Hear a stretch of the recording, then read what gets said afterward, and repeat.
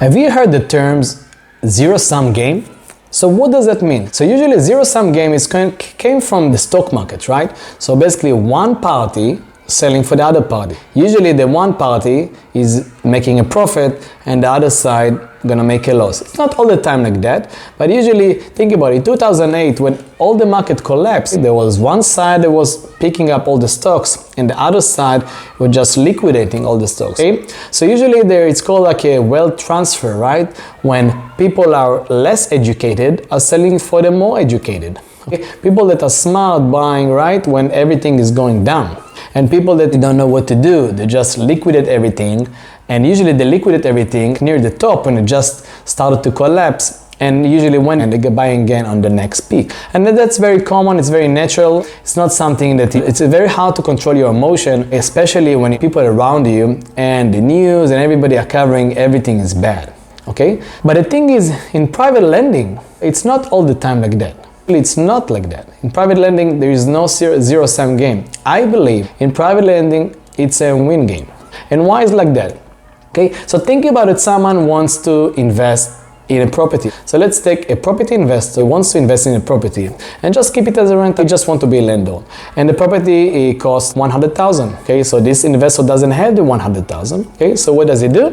First option can go to the bank, but maybe the bank not gonna lend him because it cannot reach their criteria. So what the other option? You can go to a funnel like yourself, okay, and maybe ask you for 80,000 to borrow against the property, and he's gonna put 20% or 20,000 down. Okay, so now what's gonna happen in here?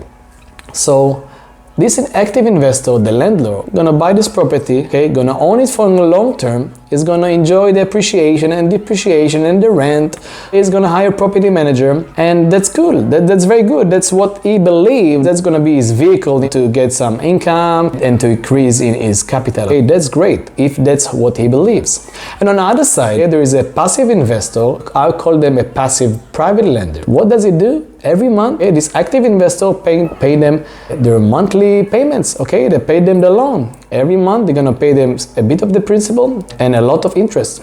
And they can do this agreement for 5, 10, or 20 years.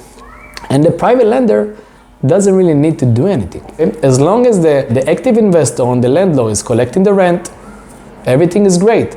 Actually, it doesn't matter if he's collecting the rent or not, he still need to pay for the lender. It doesn't matter if it's gonna be the bank or someone like yourself.